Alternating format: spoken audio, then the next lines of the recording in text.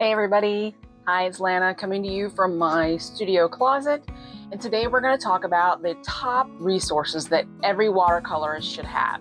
And these are the resources that I have used to take my watercolor art from this to this in just a few years. I'm on my way to go get my pool water tested. Thought I would just chat on the way. So probably my favorite resource that I use a lot to this day, and I used it from the very beginning, was YouTube.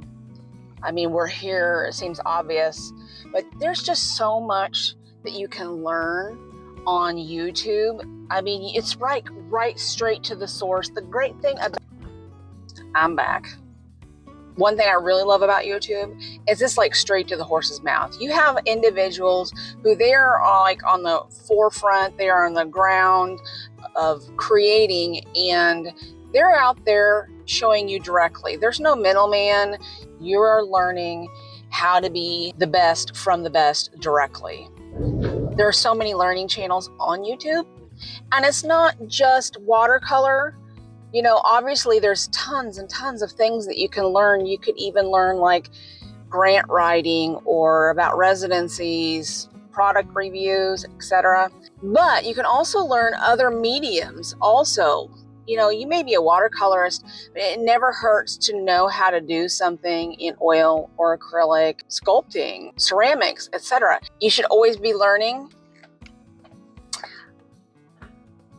However, I do feel when you are learning a new medium, you're sharpening your skills in your own medium. If you've never painted before, it's also really great to learn beginner projects. There are lots of artists on YouTube that do beginning to end projects, and they can show you every single step along the way, including myself, by the way. And also, you can join a community. You can become part of a community. You find an artist that you like, you'll find other people that like that same artist for the same reasons. When you comment or you show up for their lives, those sorts of things, you can meet each other and you start to make friendships, and you can learn from those people also. I hope you're enjoying my series on the best resources for watercolor artists. This is just one part of many, and you can follow my playlist to see all my favorite resource videos. I would love it if you would like, subscribe, leave a comment below and telling me your favorite watercolor resource. And in the meantime, please enjoy this video, which is part of my resource series.